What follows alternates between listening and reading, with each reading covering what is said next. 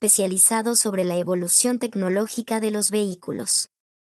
Se centra específicamente en los orígenes del sistema OBD, analizando el periodo de desorden técnico previo a la estandarización durante las décadas de los 60 y 70. La narrativa aborda cómo la crisis ambiental en Los Ángeles y las nuevas normativas de la EPA impulsaron la innovación en la industria. Además, menciona los primeros intentos de diagnóstico realizados por Volkswagen y la limitada utilidad de las luces de advertencia originales.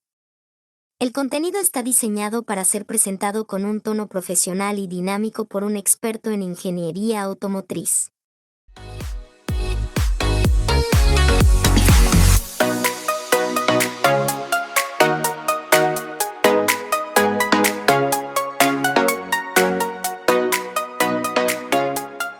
Podcast, Historia del OBD.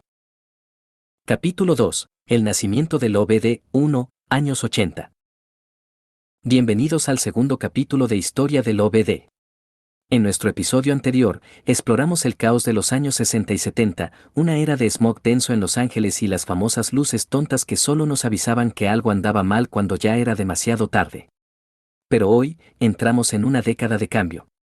Los años 80 no solo trajeron música icónica, sino también la primera gran bofetada de realidad para la industria automotriz. El mandato de la CARB en 1988. Corría el año 1988. Mientras el mundo escuchaba sus Walkmans, en California, la CARB, California Air Resources Board, daba un golpe en la mesa. No bastaba con tener sistemas básicos como el de Volkswagen de finales de los 60. La regulación exigía que, a partir de ese año, todos los vehículos vendidos en el estado debían tener un sistema de diagnóstico a bordo, conocido hoy como OBD-1. El objetivo era claro, el coche debía ser capaz de vigilarse a sí mismo para asegurar que no estaba contaminando más de la cuenta. Fue el primer intento serio de estandarizar la vigilancia electrónica del motor. El dolor de cabeza de los mecánicos, la Torre de Babel automotriz. Pero aquí es donde la historia se pone complicada. Aunque la ley exigía un sistema de diagnóstico, no especificaba cómo debía ser el conector ni qué idioma debía hablar el coche. Imaginen entrar a un taller mecánico en 1989. Si tenías un Ford, necesitabas un tipo de cable y un escáner específico. Si llegaba un General Motors, el conector era totalmente distinto. Toyota, Nissan, Chrysler, cada fabricante tenía su propio conector y sus propios códigos propietarios. Para un mecánico de la época, esto era una pesadilla logística. Tenían que invertir pequeñas fortunas en maletines llenos de adaptadores diferentes. Era como intentar cargar 10 teléfonos móviles modernos y que cada uno tuviera un puerto de carga distinto. No había armonía, solo un archipiélago de sistemas aislados. Las limitaciones del OBD-1, vigilancia parcial. Además, el OBD era un sistema bastante miope. Su única misión era monitorear los componentes que afectaban directamente a las emisiones. Si tu aire acondicionado dejaba de enfriar o la ventana no bajaba, al OBD-1 no le importaba en lo más mínimo. Solo tenía ojos para el sistema de combustible, la ignición y el control de gases.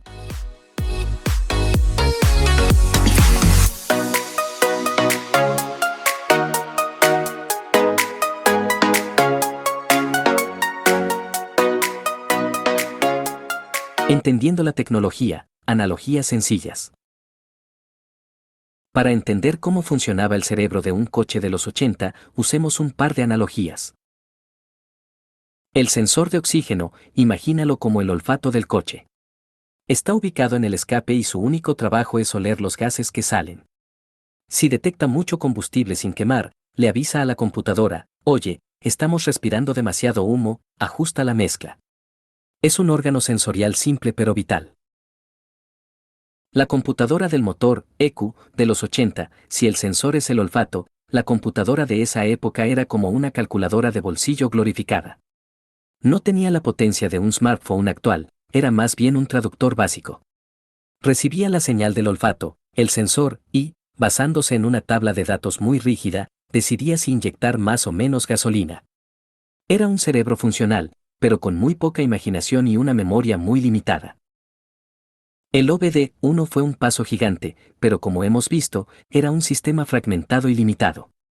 La industria estaba aprendiendo a hablar, pero todavía no compartía un idioma universal. Eso cambiaría en la próxima década. En el próximo episodio, veremos cómo el caos de los conectores propietarios obligó a la creación de un estándar global que cambiaría los talleres para siempre, el OBD2. No se lo pierdan. Nota sobre las fuentes, la información específica sobre el mandato de la CART de 1988, la falta de estandarización de conectores en el OBD1 y los detalles técnicos de los sensores de esa época no se encuentran en los materiales proporcionados, que se centran en el capítulo 1 y la era preestándar, y provienen de conocimiento general de ingeniería automotriz. He utilizado el material de origen para contextualizar los antecedentes y la evolución desde las luces tontas.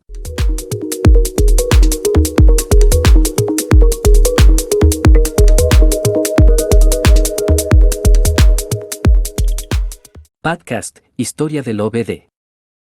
Capítulo 3, El Gran Salto, la revolución del OBD2. Bienvenidos al tercer episodio de Historia del OBD. En los capítulos anteriores, vimos cómo pasamos del aire contaminado de los 60 a la confusión de cables y conectores de los 80. Pero en 1996, el mundo del automóvil cambió para siempre. Se acabó la torre de Babel de los fabricantes. Llegó el estándar universal. Llegó el OBD2. 1. El conector J1962, el USB de los coches. Imaginen que cada marca de teléfono tuviera un cargador distinto. Sería un caos, ¿verdad?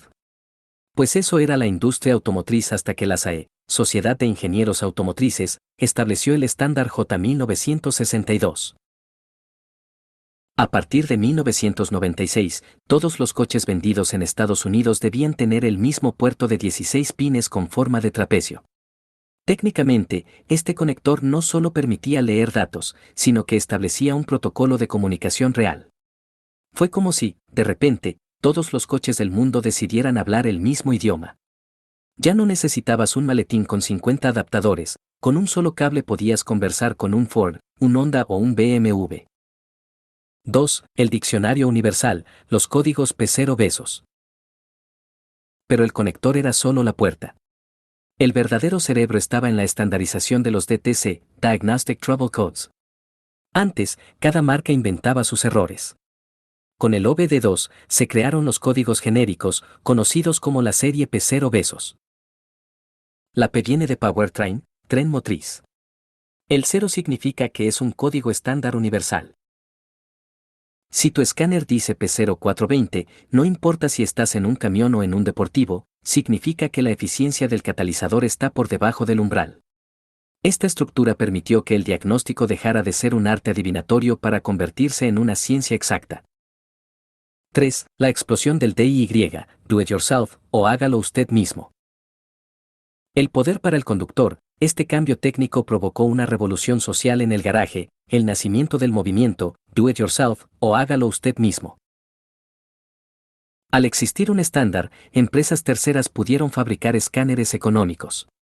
Lo que antes era una herramienta de miles de dólares exclusiva de concesionarios, empezó a estar disponible para el aficionado en su propia casa. El OBD2 democratizó la información. Por primera vez, el dueño del coche podía saber exactamente por qué se encendió la luz de check engine antes de pisar el taller, evitando engaños y permitiendo reparaciones caseras informadas. 4. Sección ¿Sabías que? El puerto escondido. Y aquí un dato curioso para tu próxima reunión de amigos. ¿Te has fijado que el puerto OBD2 siempre está a mano? ¿Sabías que la normativa internacional exige que el conector debe estar ubicado, obligatoriamente, dentro de un radio de unos 60 centímetros, 2 pies, del volante? Generalmente está debajo del tablero, del lado del conductor. ¿Por qué? Para que un técnico de inspección de emisiones pueda acceder a él fácilmente desde el asiento del conductor sin tener que desarmar medio coche o buscar en el maletero. Cierre. El OBD2 no fue solo un cambio de cables, fue el nacimiento del coche conectado.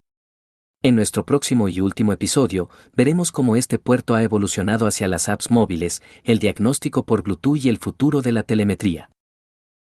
Aviso de fuentes: gran parte de los detalles técnicos específicos sobre el conector J1962, la estructura de los códigos P0 y la normativa de ubicación del puerto no se encuentran en los materiales proporcionados, los cuales se centran en los antecedentes históricos de los años 60 y 70. Esta información proviene de conocimiento general de ingeniería automotriz y te sugiero verificar los detalles técnicos específicos si necesitas máxima precisión académica.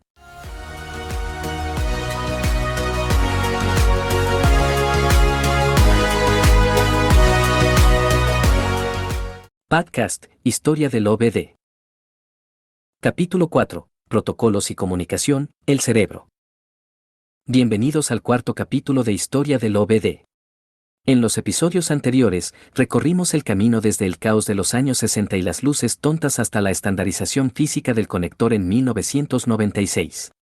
Ya tenemos el puerto y ya tenemos el diccionario de códigos, pero hoy vamos a abrir el capó digital. Hoy hablaremos de cómo habla el coche. 1. La era de la lentitud, KLAN, PWM y el caos de lenguajes.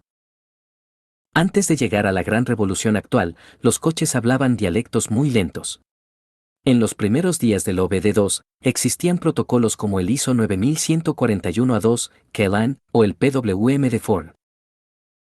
Para que se den una idea, comunicarse con el coche a través de estos protocolos era como intentar descargar una película usando un módem de los años 90.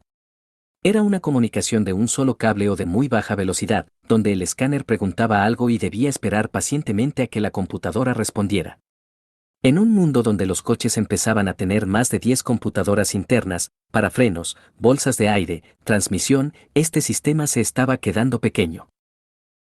2. CAN bus, ISO 15765, la autopista de alta velocidad.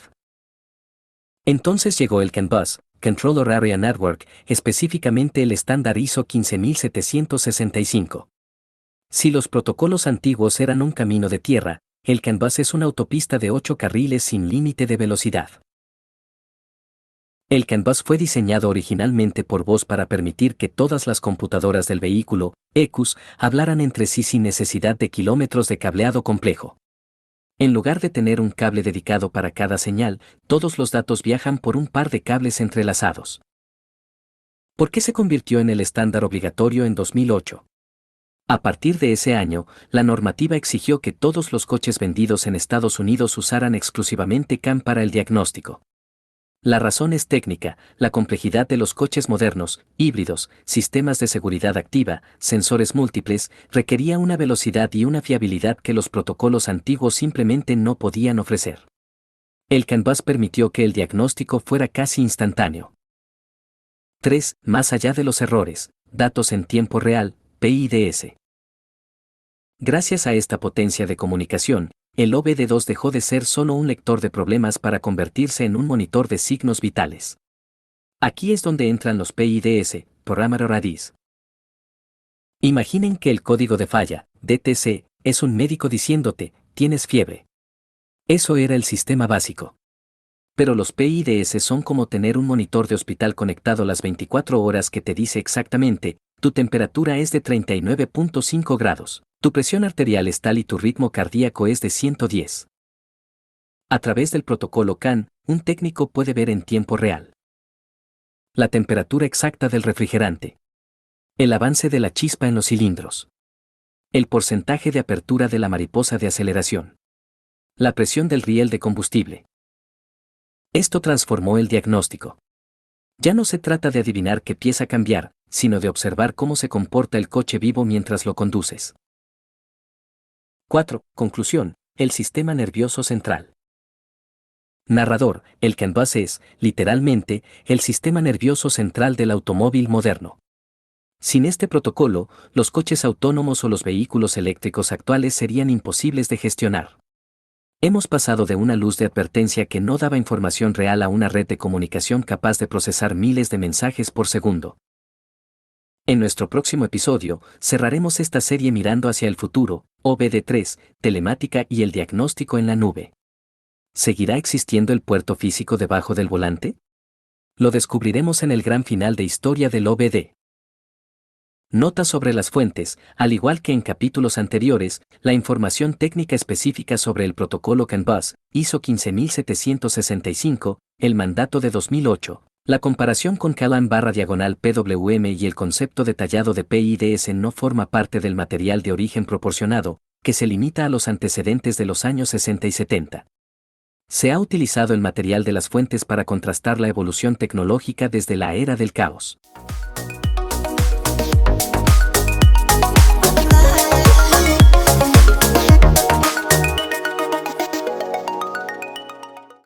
Podcast, Historia del OBD. Capítulo 5, El futuro, OBD3, Telemática y Nube. Bienvenidos al gran final de nuestra serie Historia del OBD. Hemos viajado desde los cielos grises de Los Ángeles en los años 60, cuando solo teníamos luces tontas que nos avisaban del desastre cuando ya era tarde, hasta la sofisticada red de alta velocidad CAN bus que rige los vehículos hoy. Pero, ¿qué sigue? ¿Cómo se diagnostica un coche que está permanentemente conectado a la nube? 1. OBD3, el diagnóstico que nunca duerme. El concepto de OBD3 es el siguiente paso lógico y también el más polémico. En la era del OBD2, si la luz de check engine se enciende, la responsabilidad de llevar el coche a reparar y pasar la inspección es del conductor. El OBD3 propone una transmisión inalámbrica de fallas. Imaginen que, en el momento en que su coche detecta un fallo grave en las emisiones, envía automáticamente un reporte vía satélite o red celular a las autoridades, como la CARB en California. Esto eliminaría las inspecciones anuales, ya que el coche se inspecciona a sí mismo cada segundo. Aunque técnicamente eficiente para el medio ambiente, abre un gran debate sobre la privacidad del conductor. 2. Telemática y el coche en tu bolsillo. Pero el futuro ya está aquí a través de la telemática. Hoy en día, los fabricantes no esperan a que conectes un escáner. Gracias a módulos de comunicación integrados, los coches reportan fallas directamente a aplicaciones móviles. Si tu coche detecta una caída de presión en los neumáticos o un problema en la batería híbrida, recibes una notificación push en tu smartphone. Ya no somos nosotros quienes interrogamos al coche, es el coche el que nos informa proactivamente, enviando datos en tiempo real a los servidores de la marca para, incluso, agendar una cita en el taller de forma automática. 3. El desafío de la ciberseguridad, los gateways. Sin embargo, esta hiperconectividad tiene un lado oscuro, la seguridad. El puerto OBD2 fue diseñado en una era donde no existían los hackers de coches. Originalmente, era una puerta abierta de par en par al sistema nervioso del vehículo. En los autos modernos, para protegerse de ataques maliciosos que podrían tomar el control de la dirección o los frenos, los fabricantes han introducido puertas de enlace de seguridad, Security Gateways. Esto significa que, aunque tengas el conector físico, el coche no te dejará borrar códigos o realizar ajustes a menos que tengas una clave digital autorizada por el fabricante. Es una batalla entre el derecho a reparar y la necesidad de ciberseguridad. 4. Reflexión final, ¿el fin del puerto físico? Al cerrar esta historia, nos queda una pregunta: con la llegada masiva de los vehículos eléctricos, E-Versus, ¿desaparecerá el puerto OBD2? Aunque los E-Versus no tienen emisiones de escape, el motor de esta regulación original de los años 60, todavía tienen sistemas críticos, baterías, inversores, sistemas de frenado regenerativo y climatización. El puerto físico sigue ahí, pero su función está cambiando. Es probable que, en un futuro cercano, el cable sea reemplazado definitivamente por el diagnóstico por aire, over the air. Desde aquella básica computadora de Volkswagen en 1968 hasta los actuales centros de datos sobre ruedas, el OBD ha sido el traductor silencioso entre el hombre y la máquina. Gracias por acompañarnos en este viaje por la historia de la inteligencia automotriz. Nota sobre la información, los detalles sobre el concepto de OBD3, la telemática moderna, los protocolos de ciberseguridad, Security Gateways, y el estado del diagnóstico en vehículos eléctricos no están incluidos en las fuentes proporcionadas, las cuales se centran exclusivamente en el capítulo 1 y la era de los años 60 y 70. Esta información proviene de conocimiento general sobre la evolución tecnológica de la industria automotriz y te sugiero verificar los desarrollos legislativos actuales sobre OBD3, ya que es un estándar aún en discusión.